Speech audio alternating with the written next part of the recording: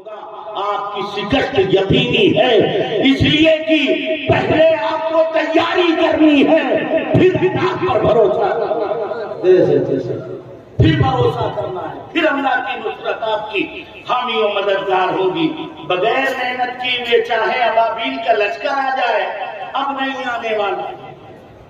اب آپ کو میدان عمل میں آنا ہوگا، اب آپ کو تیاری کرنی پڑے گی، اب آپ کو علم سے قریب ہونا ہے، اب آپ کو تیار ہونا ہے، اور جیسے جیسے چیلنجز ہوں ویسے ویسے جواب دینے کی تیاری کریں۔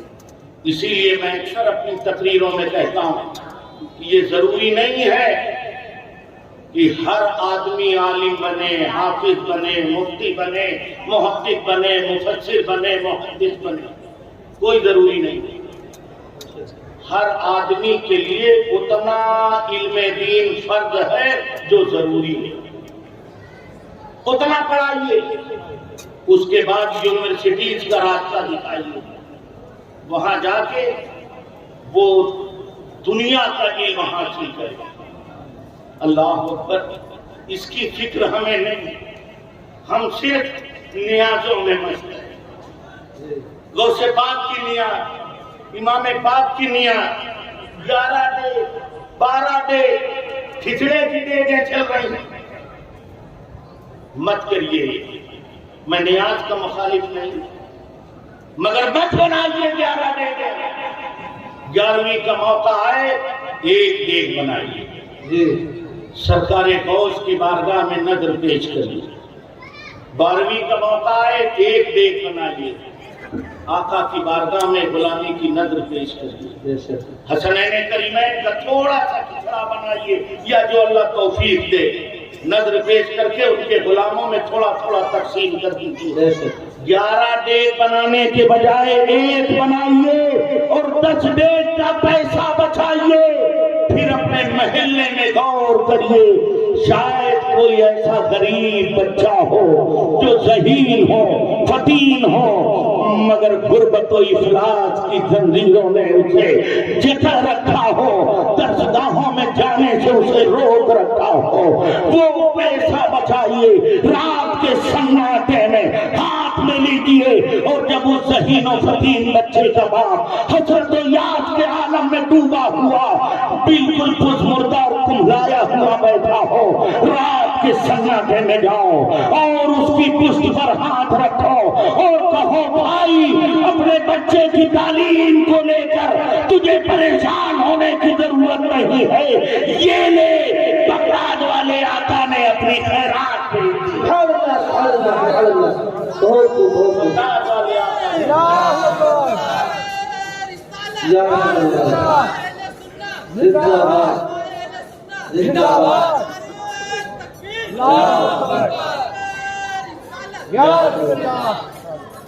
بغداد والے آقا نے یہ خیرات بھیج دی ہے۔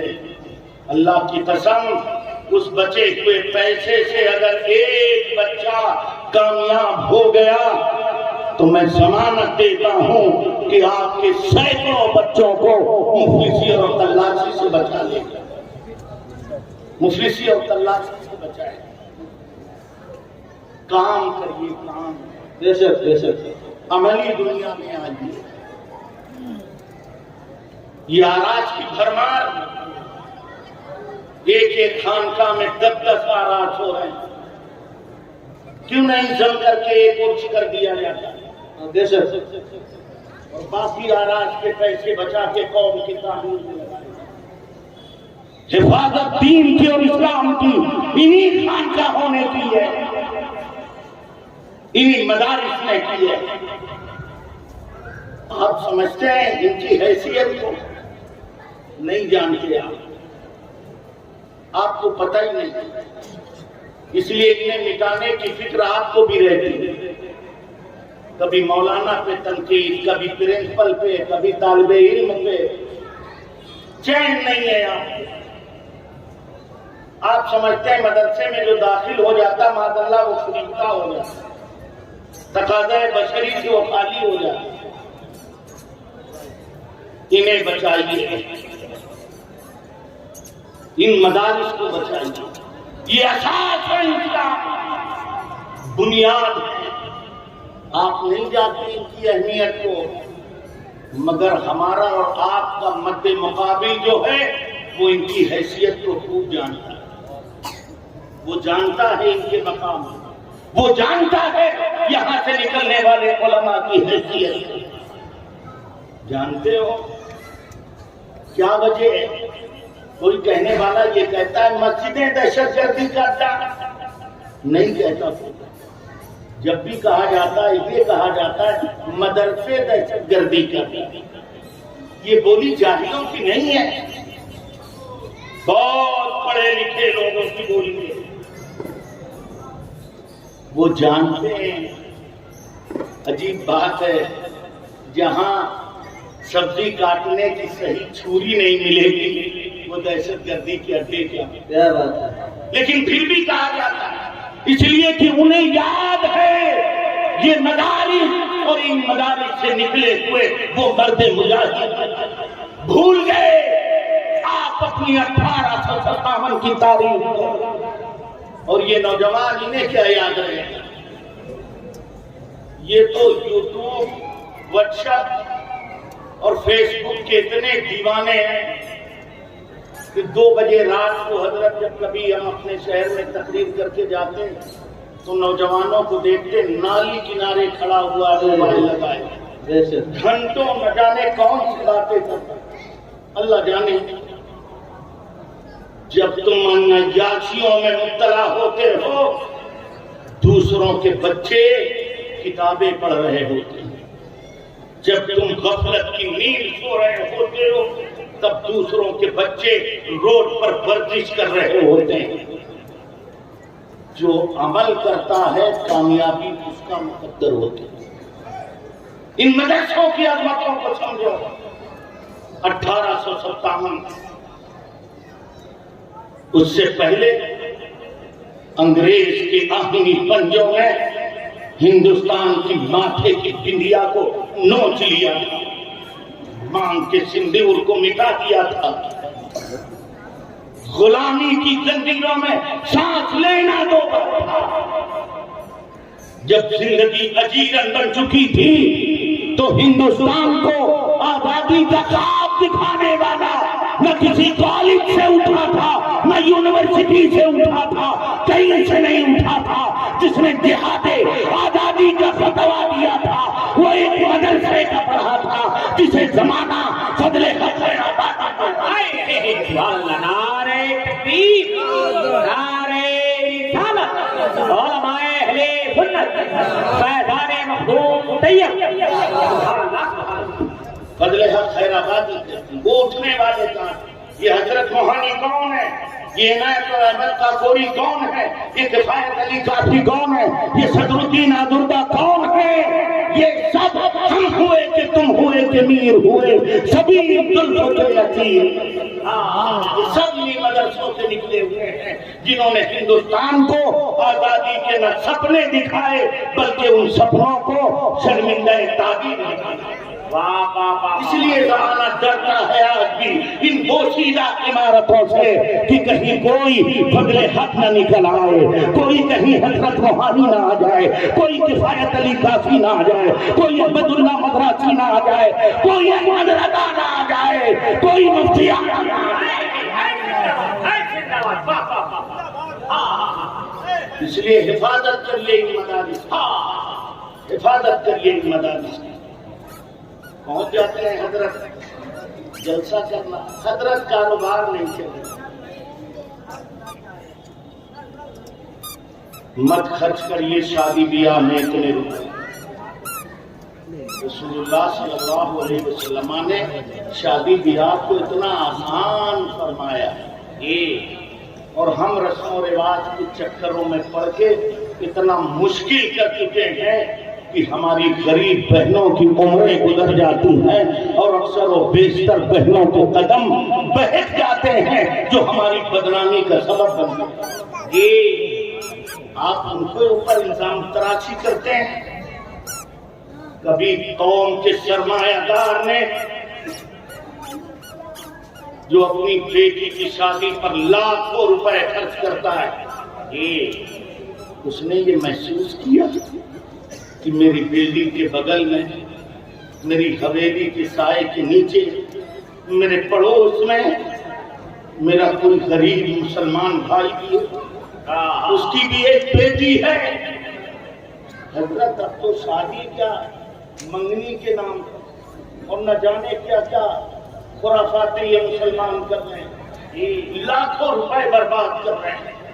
میں آپ کے شہر کا ماحول نہیں جانتا، مگر ہمارے یہاں کانپور میں اللہ جانے یہ اور بدعت مزید پیدا ہو گئی کہ منگنی کے نام پر حضرت لاکھوں روپے، پوری بھیڑ آتی ہے، ایسا لگتا ہے یہ تاریخ طے کرنے نہیں آئے ہیں، یہ ہلاکو خان کی فوج لے کے آگے آکرمن کرنے یہ کہہ دیں مت کریے، یہ پیسہ بچائیے۔ اور میں مالداروں میں سے اکثر میں دارالفتہ کا خادم بھی ہوں، اس لیے میں نے وہ منظر بھی دیکھے ہیں کہ 30-35% بچیاں مالداروں کی 2 مہینے 4 مہینے کے بعد طلاق شدہ ہو کے اپنے گھروں میں بیٹھ جائیں۔ بڑا روپیہ خرچ کیا تھا تم نے، پانی کی طرح بہا دی تھی دولت اپنی، مگر نتیجہ کیا ہوا؟ بیٹی مطلقہ ہو کے گھر میں بیٹھ گئی۔ کاش اپنی بیٹی کے ہاتھ پیلے کرنے سے پہلے تجھے اس غریب مسلمان کی بیٹی یاد آ جاتی، اور اپنی بیٹی کا نکاح کرانے سے پہلے تو اپنی اس بہن کا نکاح کرا دیتا تو خدا کی قسم تجھے اور تیری بیٹی کو یہ طلاق کا دن نہ دیکھنا پڑتا، اس لیے کہ وہ غریب بیٹی جب شوہر والی ہو جاتی، جب بھی وہ سر سجدے میں رکھتی، اپنے لیے دعا کرتی اور اس کے ہاتھ تیرے لیے بھی اڑتے کہ اللہ میرے اس بھائی کے خاندان کی عزت بچا لے جس نے میری عزت کی حفاظت کا تھا۔ نعرے تکبیر، نعرے رسالت، علماء اہل سنت، جلسہ دستار بندی، قانون اسلام، فیضان قرآن، کاش عملی دنیا میں آؤ میرے بھائی، یہ عمل کریے، شادی بیاہ آسان کرو میرے بھائی، اور ان مدرسوں کو مضبوط کرو۔ اور میں ایک بات اور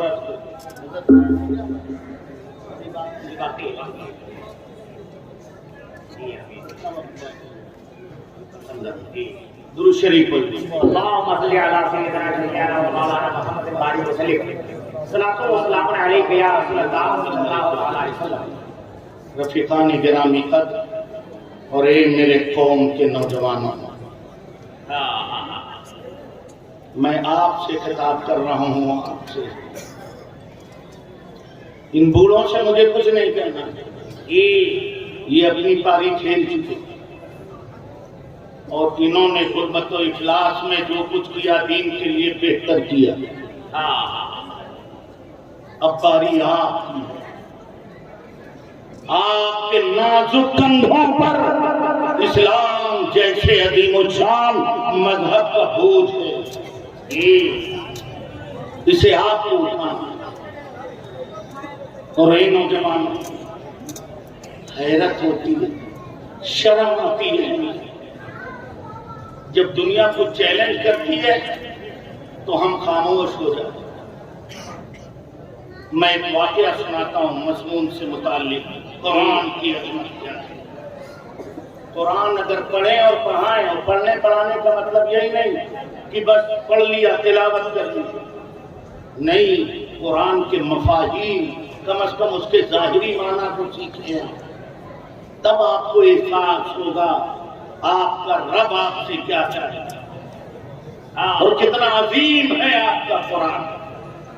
آپ دیکھو نا، آج ہم اور آپ ہوں، میں اپنی بات کر رہا ہوں، ان علماء کی بات تو نہیں کرتا، یہ بہت بڑے لوگ ہیں، لیکن اللہ نہ کرے کوئی پادری مجھ سے چیلنج کر دے کہ قرآن اللہ کا کلام ہے، اس پہ مناظرہ کرو، تو میں تو پیچھے ہٹ جاؤں گا، میں اس کی زبان میں اسے نہیں سمجھا پاتا۔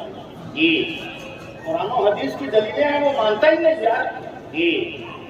اس کو ایسی دلیلیں دینا ہے جسے وہ خود تسلیم کرے. سن رہے ہو آپ؟ بوجھ تو نہیں لگ رہی ہے؟ یہ علماء میرے حق میں دعا دو، لیکن جانتے ہیں پہلے آج کا 18 سال کا عالم مولوی جرت نہیں کرتا تھا، مگر پہلے کے 18 سال کا عالم جو عالم ہوتا تھا اور قرآن کی عظمت پر کوئی انگلی رکھتا تھا تو وہ اس کی حفاظت کے لیے سینہ سفر ہو جاتا. واقعہ یاد ہوگا ہمارے علماء کو، آپ کو نہیں. حضرت صدر الافاضل علامہ سید نعیم الدین مراد آبادی رحمت اللہ تعالی علیہ. ماشاء اللہ ماشاء اللہ. جوانی کا زمانہ. میرے اوپر رہنے 10 منٹ 10 منٹ ماشاء اللہ. صدر الافاضل علیہ کرنا کا زمانہ. ایک پادری نے چیلنجر مناظرہ کیا کہ قرآن اللہ کا کلام ہے، یہ ثابت کرنے کے لیے کوئی آئے مسلمان میرے سامنے. میں نہیں مانتا. حضرت صدر الافاضل نے اس کے چیلنج کو قبول کیا اور کہا دین، تاریخ اور جگہ طے کرو، میں تم سے مناظرہ کروں گا اور میں یہ ثابت کروں گا کہ قرآن اللہ کا کلام ہے. سبحان اللہ سبحان اللہ. ارے یار زور سے کہتا ہوں. قرآن کی عظمتوں کی بات ہے. اتنے گونگے بھیڑے بن کے رہو گے تو بھیڑ بنا دیے جاؤ گے. یہ یقین رکھو کہ مرنا ایک بار ہے، مگر یہ بھی یقین رہے میں کوئی جذباتی گفتگو نہیں کرتا. میں ہتھیاروں کا قائل نہیں ہوں. میں تاریخ جانتا ہوں. جن لوگوں نے ہندوستان پر حکومت ہتھیاروں سے کی ہے آج ان کے مقبرے سونے ہیں، مگر جنہوں نے ہندوستان کو اسلامستان بنایا ہے انہوں نے تلواروں سے نہیں صبر و قرآن سے کام لیا ہے. نعرے تکبیر، نعرے رسالت، عظمت قرآن، فیضان قرآن. آج بھی ان کے مزارات پر اپنے اور بیگانے سر خمیدہ نظر آتے ہیں. بھیک مانگتے ہیں. کون جانتا ہے شہاب الدین غوری کو؟ لیکن یاد ہے تو خواجہ اجمیری یاد ہے.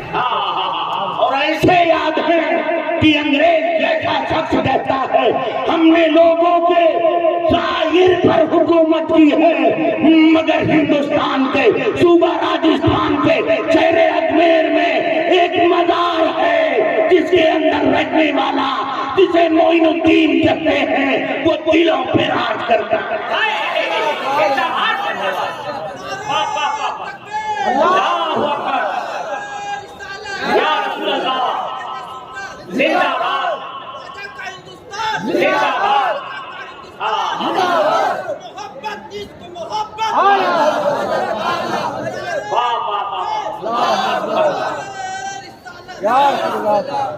ہم ہتھیاروں کی بات نہیں کرتے، ہم تو آپ سے صبر اور قرآن کی بات کرتے ہیں.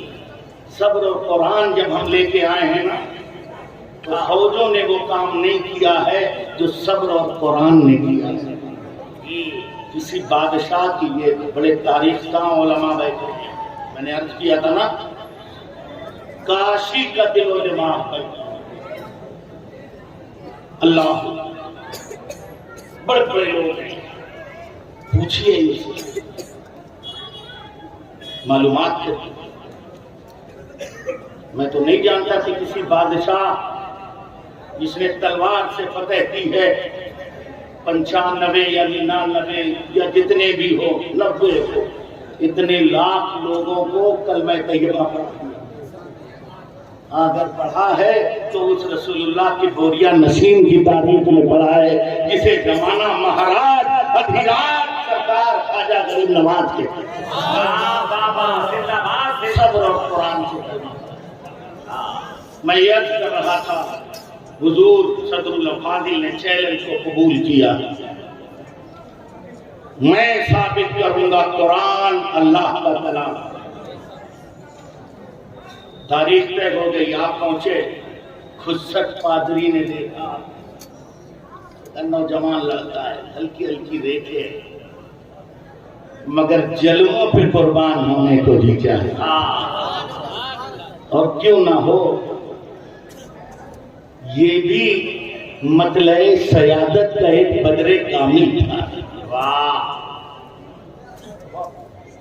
تیری نسل پاک میں ہے بچہ بچہ نور کا، تو ہے عین نور تیرا سام۔ اور قرآن تھا نا، حفاظت کے لیے نواسے رسولیہ ہے، چیلنج کے لیے۔ خسرت نے دیکھا، سمجھایا، ارے میاں مناظرے میں کیا رکھا ہے، چھوڑو ہٹاؤ، وقت برباد ہوگا، یہ ہوگا وہ ہوگا۔ حضور صدر الافاضل خاموشی سے سنتے رہے، اور دارالعلوم معینیہ کے تلامذہ اور اساتذہ تو خوب فن مناظرہ سے آگاہ ہوں گے کہ ہم لوگوں جنہوں نے مناظرہ رشیدیہ پڑھا ہے اسی خانقاہ کے بزرگ کی دے یہ ان کی دے، خاموش رہے، سنتے رہے۔ جب وہ سب کچھ کہہ چکا، حضرت نے کچھ جواب نہ دیا تو جھلا گیا، اور جھلاہٹ پوچھنے کا توجہ ہے نا، توجہ ہے نا، غور سے سن رہے ہیں نا، بس جملہ سنیے گا، واقعہ نکاری مقصود نہیں ہے، بس یہ جملہ سنیے گا جسے میں بتانا چاہتا ہوں۔ جھلا کے پادری نے کہا، اے مولانا تم جاؤ، تم مجھ سے کیا قرآن کے بارے میں بحث کرو گے؟ میں نے تمہاری قرآن کے 15 پارے یاد کر رکھے ہیں۔ زور سے کہہ دو یار، تمہارے قرآن کے 15 پارے یاد کر رکھے ہیں۔ اب میں تم سے مناظرہ اس وقت کروں گا جب تم انجیل کی ایک آیت بھی سنا۔ حضور صدر الافاضل مسکرائے اور فرمایا، ارے نادان، میرے قرآن کے کلام خدا ہونے کی اس سے بڑی دلیل اور کیا ہے کہ دشمن کے سینے میں محفوظ ہے، اور رہی انجیل کی بات تو تمہیں کیا، تو ہی سنا دے تو میں تیری بات مانوں۔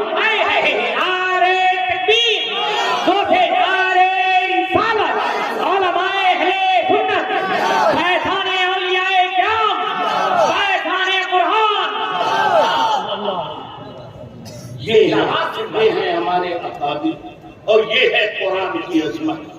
اور میں نے کہا تھا آخری بات میں کہہ دوں اور اپنی جگہ لے لوں، قرآن ہر دور کے لیے نبی کا معجزہ ہے، ہر زمانے میں نبی کی نبوت کی تائید کرے۔ یہ بہت بڑے ڈاکٹر ہیں، سائنسداں ہیں، سائنٹیفک ہیں، ان کا نام ہے ڈاکٹر موریس بکائلے۔ ان کی ایک کتاب ہے، اردو میں چھپ کے آ گئی ہے، مارکیٹ میں دستیاب ہے، مگر تمہیں کہاں پڑھنے کا ٹائم ہے یار؟ تمہیں واٹس ایپ سے فرصت نہیں ہے، یوٹیوب سے فرصت نہیں ہے، انسٹاگرام سے فرصت نہیں ہے۔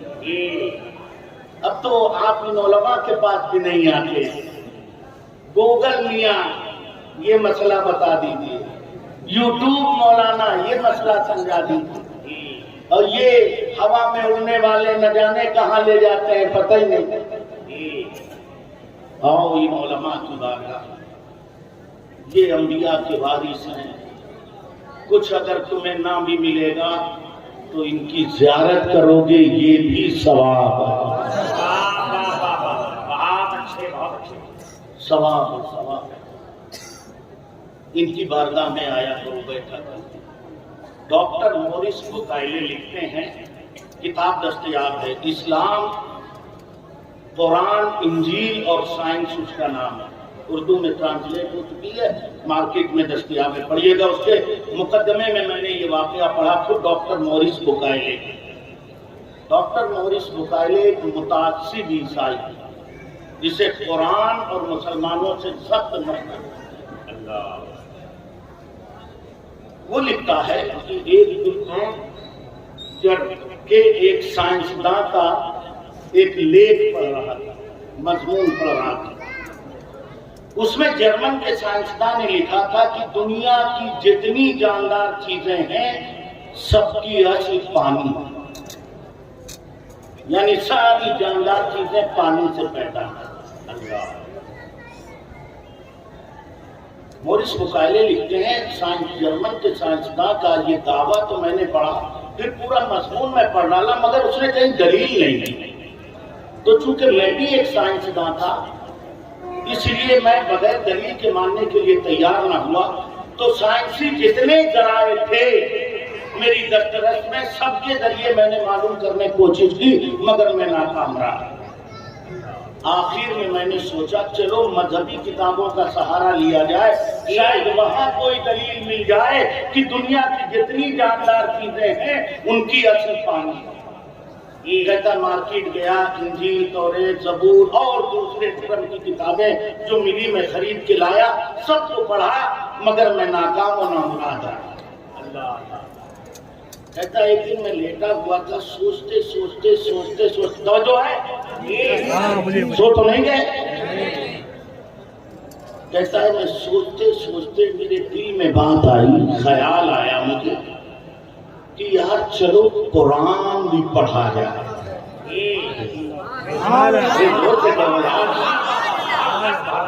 چلو قرآن بھی پڑھا جائے۔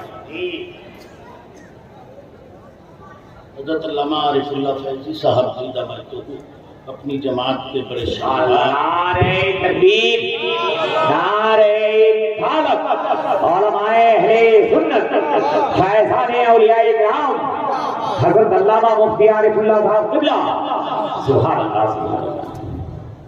بس آخری بات حضرت کی آمد ہوئی، یہ بڑے قیمتی لوگ ہیں، ہمارا سرمایہ ہے، اللہ انہیں مرے فکر دے دے۔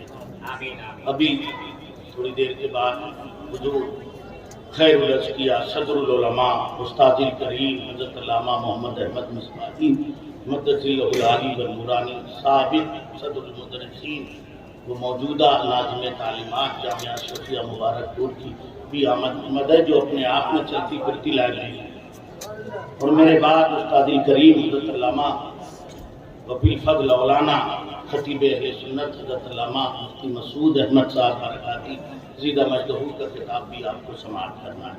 میری آخری بات سن لیجیے، یہ بڑے لوگ ہیں، ان کی موجودگی میں کچھ کہنا میں سمجھتا ہوں یہ میری زندگی کے قیمتی لمحات ہیں۔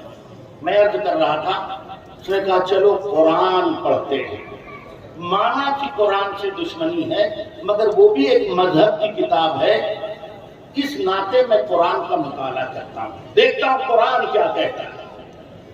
اس نے لکھا خود اپنی اس میں، کہتا مارکیٹ گیا، قرآن خریدا، گھر لایا، پھر مسلمانوں جیسے ہاتھ پیر دھلے۔ زور سے کہو یار، بنارسیوں یہ ایسے یہ چھوٹی چھوٹی ہے، سبحان اللہ، یہ والی گولیاں تمہیں زندگی سے ہمکنار نہیں کریں گی۔ شیر بنو شیر اور بولنا سیکھو، یہ بولی تمہیں زندگی عطا کرے گی۔ اظہار آزادی رائے ہمیں بھی حاصل ہے، اور سنو جب ہم نے دارو رسم کو بوسہ دیا ہے اور اپنی زبانوں کے کٹنے کا خوف نہیں کیا ہے تو ہلاکوں سے ٹکرائے ہیں اور بڑے بڑے یزیدی فتنوں سے ٹکرا کے ہم نے کشتی اسلام کو ساحل نجات تک پہنچایا۔ یہ بزدلی کی زندگی تمہیں اور ہمیں دونوں کو سارے مجلت تک لے جائے گی، جو ہماری نسلوں کے لیے بہت خطرناک ہے۔ سنو، سبحان اللہ کہنے میں کون سا پرہیز ہے یار، اور کون سا بے شک۔ کہتا ہے میں گیا، قرآن لایا، مسلمانوں جیسے ہاتھ پیر دھلے، قرآن سامنے رکھا، اٹینشن میں نا، توجہ نا، میں آخری جملہ کہوں اور محبتوں سے سن لیجیے گا۔ کہتا میں پڑھنا شروع کیا، ایک پرت پڑھا، دو، پڑھتا گیا، قرآن کی ایک آیت پر میں پہنچا تو وہیں میں ٹھہرے، تھوڑی دیر میں دیکھتا رہا، آنکھیں پھٹی کی پھٹی رہی، دیکھتے انقلاب پیدا ہوا، وہ بے ساختہ میری زبان پر آیا، اے قرآن تو سچا، اور جس پر تو نازل ہوا وہ محمد سچا۔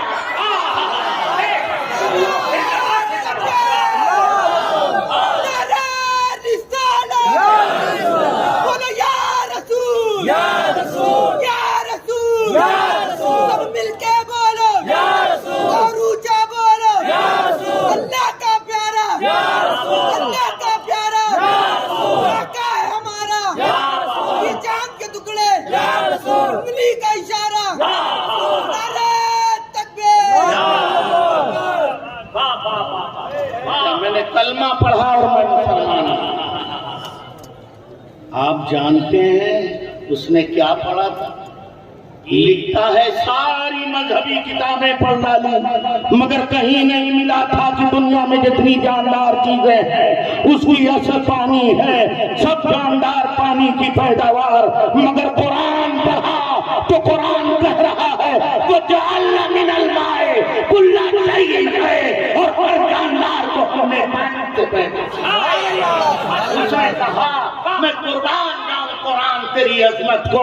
آج سائنس آلات کے ذریعے پتا کر کے کہہ رہی ہے کہ دنیا کی ہر جاندار کی اصل پانی ہے، مگر قرآن تو نے 1400 برس پہلے یہ نسخہ دے دیا ہے کہ دنیا کی ہر جاندار کی اصل پانی۔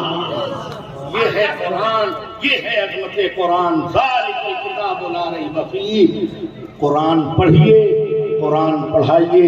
وما علینا الا البلاغ، میں نے جو کچھ کی بیان کیا، ادائیگی میں، تلفظ میں، روایت کے نقل کرنے میں غلطی اور خطا ہوئی ہو میں استغفار پڑھتا ہوں، اور اس وجہ سے نہیں کہ میں ان علماء سے ڈر گیا ہوں، نہیں، کسی سے نہیں ڈرتا، اپنے بزرگوں کی نالین سر کا تاج بنا کر اللہ سے ڈرتے ہیں، توبہ کرتے ہیں اور پڑھتے ہیں استغفر اللہ ربی من کل ذنب واتوب الیہ۔ السلام علیکم۔